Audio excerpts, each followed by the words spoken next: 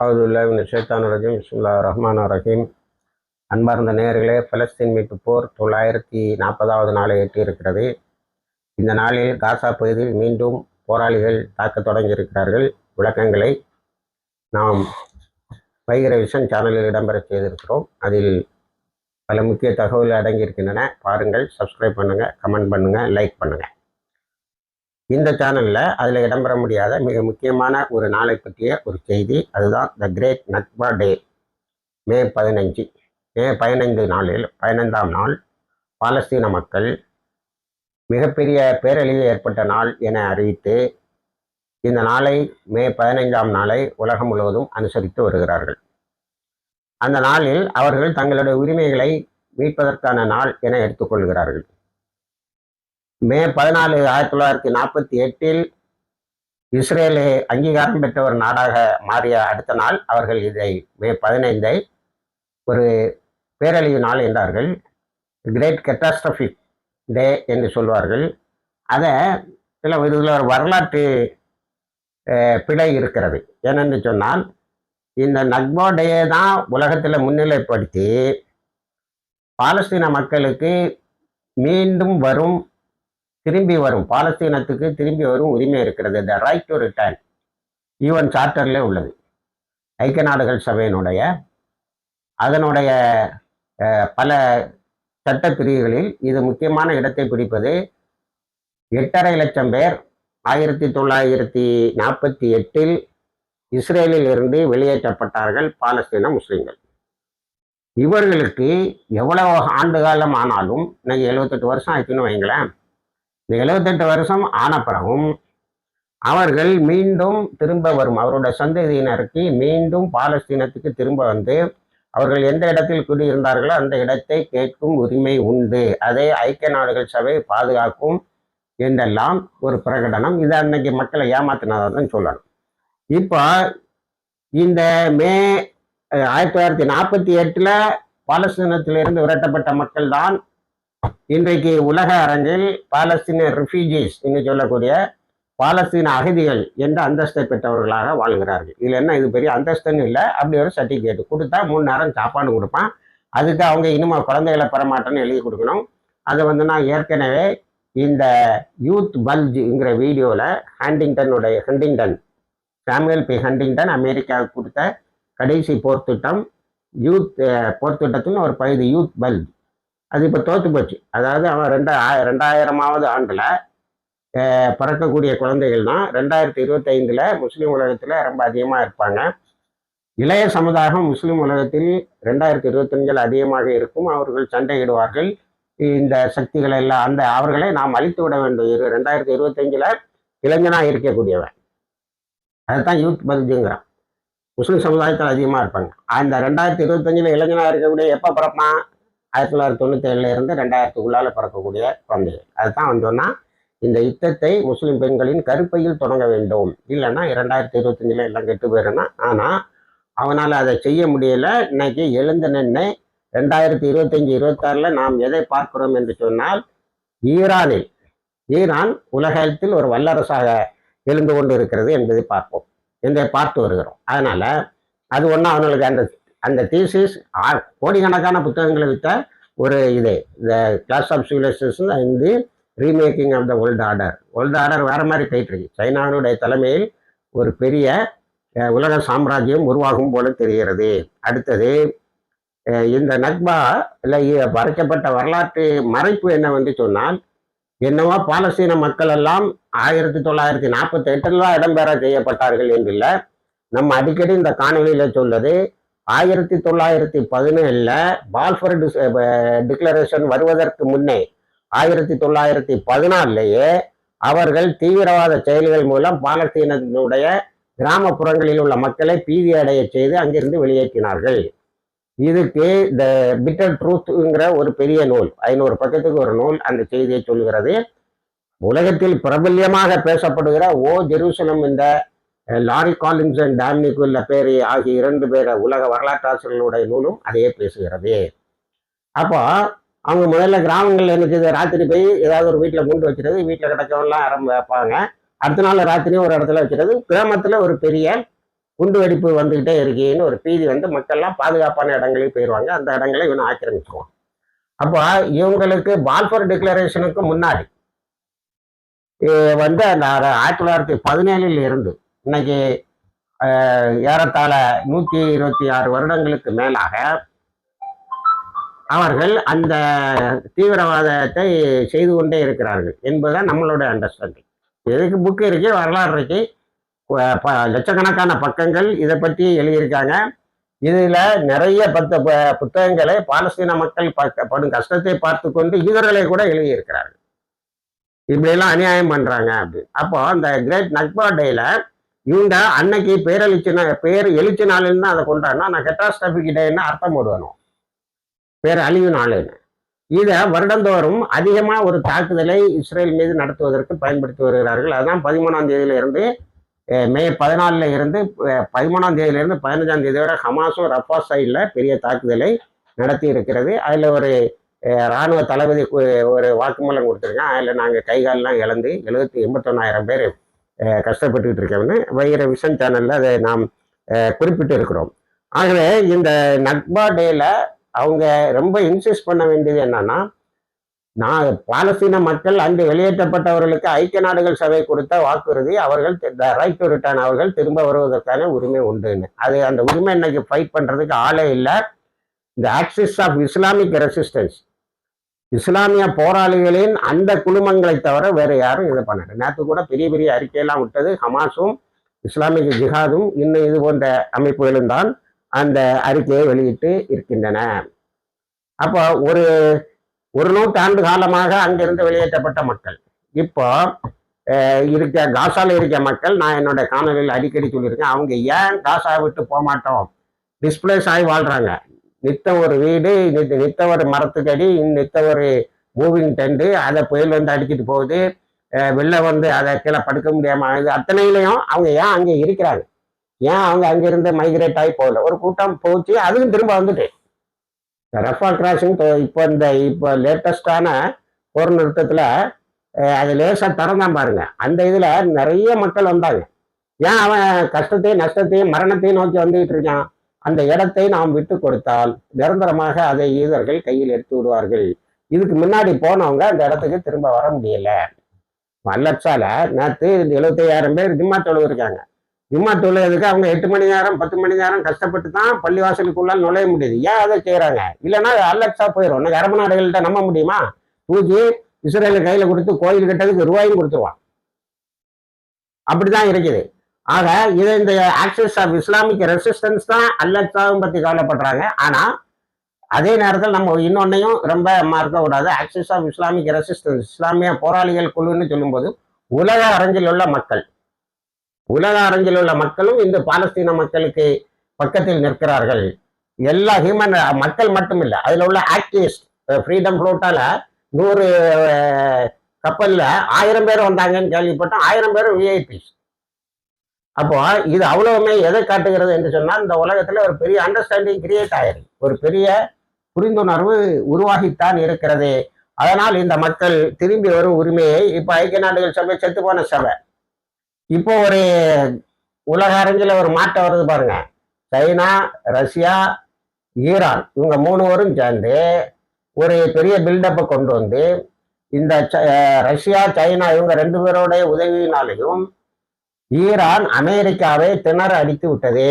இப்ப அமெரிக்கா யுத்தத்தை விட்டு வெளியில போகணும்னு. அதுல ஒரு விஷயம் நம்ம என்ன கவனிக்கணும்னா, நேற்று நான் என் காணொலியில சொன்னேன், $25 பில்லியன் இழந்தது, $29 பில்லியன் பென்டகனுடைய பழைய அறிவிப்பை திருத்தி கொண்டது என்று.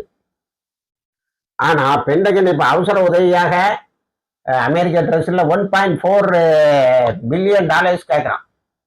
Trillion dollars. அப்ப அவ்வளவு பணம் எது கேட்கிறான்? நஷ்டம் அவ்வளவு வந்துருக்கு. அது அப்பாஸ் அகர்த்தி தான் சரியா சொல்லுறாரு, இவ்வளவு நஷ்டம்டா உங்களுக்கு, நீங்க அதை மறைக்கிறீங்க அப்படின்னு. அப்போ இப்போ இந்த நியூ வேர்ல்டு ஆர்டருக்கு பிறகு அவங்களுக்கு இந்த ரைட் டு ரிட்டர்ன், பாலஸ்தீனத்துக்கு திரும்பி வரும் உரிமை கிடைக்கும். இதுக்கு 72,000 பேர் ஷஹீதானது வீண் போகவில்லை. அவர்களை அல்லாஹ் புரிந்து கொண்டால் பூமியில் மக்கள் அவர்கள் மீது அனுதாபத்தை கொண்டு வந்து விட்டார்கள். பெரிய அளவில் நிறைய ஆர்டிஸ்ட் இப்போவும் 4-5 ரொம்ப லீடிங் இங்கிலீஷ் ரைட்டர்ஸ் எல்லாரும் எதை பற்றி பேசியிருக்காங்கன்னு சொன்னால், பாலஸ்தீனத்தில் விரட்டி அடிக்கப்பட்ட மக்கள் 72,000 பேர் ஷஹீதானது, 2 லட்சம் பேர் கிட்ட காயம்பட்டதை பற்றி தான் உலக அரங்கில் மிக பெரிய அளவில் விற்பனை ஆகக்கூடிய நூல்களை அவர்கள் எழுதியிருக்கிறார்கள். ஆக இப்போ இது பெரிய அளவில் இதுக்கு அவார்டெலாம் கொடுக்குறாங்க. வருஷந்தோறும் ஒரு அவார்டு, நல்ல புத்தகத்துக்கு ஒரு அவார்டு கொடுத்துறாங்க. அப்படி அவார்டு கொடுத்தவங்களெல்லாம் தான் லண்டனில் கைது செய்தான் இப்போ அந்த ஸ்டாமருக்கு பதவியே போகிறதுக்கு தயாராக இருக்கு. அவருக்கு இணையாக அவனுக்கு கூட இருந்த ஒரு அமைச்சரை ஸ்டாமர் நீக்கினா நான் தான் வருவேன்னு சொல்லி வந்துட்டான். அவன் பதவி அடியோடு போகக்கூடிய அளவுக்கு வந்துட்டு, இந்த அளவுக்கு பாலஸ்தீன மக்கள் மீது உள்ள ஒரு அந்த அண்டர்ஸ்டாண்டிங்கில் ஒரு பெரிய மாற்றம் வந்திருக்கிறது. ஹோலோகாஸ்ட்ல சேர்த்துட்டான் யூதர்கள், அதனால அனுதாபத்துக்குரியவர்கள், அதனால அவர்களுக்கு எங்கேயாவது ஒரு இடத்துல குடியிருக்க ரைட்டெல்லாம் இருக்கு அப்படி இப்படின்லாம் பேசிட்டு இருந்தேன். எனக்கு கருத்தை மாற்றிக்கிட்டாங்க. ஆனால் நம்ம இங்கே லோக்கல் ஏரியாவில், லோக்கல் மீடியாவில், ரீஜனல் மீடியாவில் சிலர் அது ரொம்ப கீழ் மட்டத்தில் இருந்து இடிபாடுகளுக்கு இடையே எழுந்த நாடு எல்லாம் பேசுகிறாங்க. அவங்க வந்து ஓ ஜெருசலம் புத்தகத்தை படித்தா சொல்லுவாங்க, உலகம் முழுவதும் ஐரோப்பியர்களால் யூதர்கள் அவமானப்பட்டு படுத்தப்பட்டு கொலை செய்யப்பட்டு விரட்டி அடிக்கப்பட்ட நாட்களில் அவர்களுக்கு அடைக்கலம் கொடுத்தது இந்த அரபு நாடுகள். அது குறிப்பாக இன்னைக்கு இத்தனை நடந்துகிட்டு இருக்கு பாருங்க, பாலஸ்தீனத்தை கையில் வைத்து ஆட்சி செய்து கொண்டு இருந்த கலிஃபாக்களினுடைய காலகட்டத்தில் தான் அவர்கள் இங்கே குடியேறினார்கள். தியோடர் ஹெசில் இன்னைக்கு இருக்கிற சியனிஸ்ட் ஸ்டேட் இஸ்ரேலுடைய ஃபவுண்டர், ஜியோனிசம் என்பதை ஏற்படுத்தியவன் வந்து கலிஃபா முகமது டூவிடம் கேட்டார், கொஞ்சம் இடத்த விலகிட்டாருங்க. அவர் சொன்னார், இந்த இடத்த நீ இங்கே உட்காந்து எனக்கு எதிராக திட்டம் போட்டுக்கிட்டு இருக்கேங்கிற நான் அறிவேன். ஆனால் எங்கள் மார்க்கத்தில் உடனே நீ வந்து உன் திட்டங்களை செயல்படாத வரைக்கும், அதை செயல்படுத்தாத வரைக்கும் அதை உன்னை தடுப்பதற்கோ விரட்டுவதற்கோ அனுமதி இல்லை, அதனால விட்டு வச்சிருக்கேன். You are running a state with in the state, இதே வார்த்தையை பயன்படுத்தினாரு. நீ ஒரு இந்த நாட்டுக்குள்ளால இருந்துட்டு இங்கே இன்னொரு நாட்டை நடத்திட்டு இருக்க, உனக்கு இடத்த தர முடியாதுப்பா. அதை விட என் கை கால்களை வெட்டி தந்துடலாம். என் மக்களுடைய ரத்தத்தால் இந்த பூமி விரவப்பட்டதுன்னு சொன்னார். இன்னைக்கு நமக்கு தெரியும் எவ்வளவு ரத்தத்தை பாலஸ்தீன மக்கள் சிந்தியும் ஒரு நிலையற்ற வாழ், எந்த நிமிடமும் அழிக்கப்படலாங்கிற, எந்த நிமிடமும் மரணம் வந்து சேரும். எல்லாருக்கும் அது பொது விதியானா இஸ்ரேல் மக்களுக்கு, பாலஸ்தீன மக்களுக்கு இன்னும் அது விரைவாக செல்லக்கூடிய ஒரு செய்தி இருந்தாலும் அந்த இடத்தை விட்டு போக மாட்டேன்னு இருக்கிறாங்க. இதன் மூலம் அவர்கள் பாலஸ்தீனத்தை காப்பாற்றுகிறார்கள். உலக முஸ்லிம்கள் எல்லாம் காப்பாற்ற வேண்டிய அல்-அக்ஸாவை காப்பாற்றி கொண்டு இருக்கிறார்கள். இன்று உலக அரங்கில் அவர்களுக்கு மிகப்பெரியதொரு இது ஒரு அனுதாப அலை ஏற்பட்டு இருக்கிறது. பிரிக்ஸ் அறிக்கை விடுது, எல்லா யூரோப்பியன் யூனியன் அறிக்கை விடுது, எல்லாரும் அறிக்கை விடுறாங்க. அவங்களுக்கு திரும்ப வரக்கூடிய உரிமையை நாம் உறுதி செய்ய வேண்டும். இந்த புதுசாக வரக்கூடிய இந்த 3 நாடுகளுடைய கூட்டணி அவர்களுக்கு அந்த இதை செய்யணும். இப்போ நக்பா நாளில் இருந்தால் இவங்க போராளிகள் அதை சிந்திக்க தொடங்கினாங்கன்னு இல்லை. அதை 1932 இருந்து 36 வரை பாலஸ்தீனத்தில் யூதர்கள் தீவிரவாதத்தையும் அப்பப்போ குண்டு வச்சுட்டு ஓடுவான் பாரு, அவனாலையும் ராத்திரியே கண்டுபிடிச்சு அடித்து விரட்டின இசுத்தீன் அல் காசம் அவருக்கு நன்றாக தெரியும். எப்படின்னா, அப்போ இஸ்ரேல் வந்து இது பாலஸ்தீன் வந்து யுனைடெட் கிங்டமோட மேண்டேட்டரி ஸ்டேட்டு அவருடைய பீரியடில். அது முதல் உலக மகா யுத்தத்துக்கு பிறகு ஆங்கில நாட்டிடம் ஒப்படைக்கப்பட்டு விட்டது. நம்ம யூதர்களை பாதுகாக்க, யூத தீவிரவாதத்தை பாதுகாக்க, இதுதான் சிம்பிளாக சொல்ல முடியும். யூத தீவிரவாதத்தை பாதுகாக்க அவர்கள் பாலஸ்தீன மக்களை தீவிரவாதத்தின் மூலம் விரட்டிவிட்டு அங்கே தங்களை குடியமர்த்தி கொண்ட காலங்களில் விரட்டியவர்களை அங்கிருந்து ஒரேடியாக விரட்டியிடவும் அவர்கள் திரும்ப வராமலும் பாதுகாத்து கொண்டு ஆக்கிரமித்து வீடுகளையும் தெருக்களையும் ஆக்கிரமித்த யூதர்களுக்கு பாதுகாப்பையும் கொடுக்கக்கூடிய ஆங்கிலப்படையும் சேர்த்து நாம் சண்டையிட தயாரானால்தான் நாம் இந்த மக்களை மீட்க முடியும் சொல்லி யுத்தம் செய்தவர். கடைசியில் ஷஹீதானார். அந்த இசுத்தீன் அல் காசம் பேர்ல தான் இன்றைக்கு ஹமாஸோடைய போர்ப்படை, ஹமாஸ் வந்து பொலிட்டிக்கல் மூமெண்ட், அதனுடைய போர்ப்படை இசுத்தீன் அல் காசம் பிரிகேட்ஸ் இருக்கு. அவங்க அதை எப்படியெல்லாம் தங்களுடைய பெயர்களோடு இணைக்கிறார்கள் என்று சொன்னால், 2 நாளைக்கு முன்னாடி இஸ்ரேல் கொலை செய்ய முயற்சி செய்த ஒரு ஹமாஸ் கமாண்டருடைய பேர் இசுத்தீன் அல் ஹத்தாத். தங்களுடைய பேரில் வைக்கிறாங்க, மிசிலுக்கு பேர் வைக்கிறாங்க. புது யுத்தத்தை பிரகடனப்படுத்தும் போது அதை செய்கிறார்கள். இப்போ காசால அவங்க ஒரு அறிவிப்பு செய்திருக்காங்க, ரிட்டர்ன் டு த ஹெல், நரகத்துக்கு திரும்ப போங்கன்னு சொல்லிட்டு ஒரு யுத்தத்தை தொடங்குறாங்க நக்பாடையில. இதெல்லாம் இசுத்தீன் அல் காசம் பிரிகேட்ஸ் செய்யறதுதான். அப்போ உலக வரலாற்றில் நீங்கள் புரிந்து கொள்ள வேண்டியது, 1900களிலேயே கலிஃபா முகமது II காலத்திலேயே பாலஸ்தீனத்துக்குள்ளால இருந்து அவர்களுடைய பாதுகாப்பிலே வாழ்ந்து கொண்டு லாரி காலின்ஸ் டாமினிக் வெப்பேரி சொல்லுவார், it is not the Islamic East which torture them but it is the West, Christian வெஸ்ட்னே சொல்லுவார். அதுதான் அவர்களை சித்திரவதைப்படுத்தி அங்கிருந்து வெளியேற்றியது. முடிஞ்ச வரைக்கும் எக்ஸில் கேட்டு பார்த்தான், பிரேசிலுக்கு பக்கத்தில் கொடுங்க, பெர்லினுக்கு பக்கத்தில் கொடுங்க, எங்கேயாவது ஒரு இடத்துல ஐரோப்பிய நாடுகள்கிட்ட கொடுங்க, நாங்கள் பாதுகாப்பாக இருப்போம்னு. இவன் பாதுகாப்பாக இருக்க மாட்டான், நம்மளை அழிச்சிருவான்னு தெரிஞ்சு விரட்டி அடிச்சானுவான்.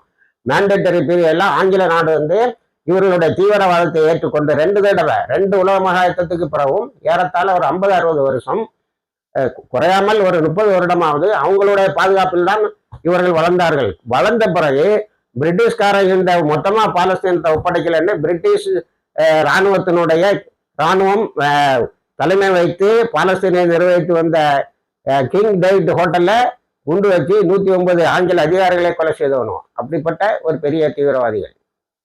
இப்போ இங்க எல்லாம் வீடியோ போடுறாங்களா, அவங்க இவங்க இடிபாடுகளுக்கு இடையில இருந்து வந்தவன எவ்வளவு பெரிய தீவிரவாதத்துக்கு தீவிரவாதத்தையே தங்களுடைய பிளட்ல கொண்டு இர்காம் அண்ட் ஹக்னாகின்ற 2 தீவிரவாத குழுக்கள் தான் இது அவ்வளவு சேர்ந்தது.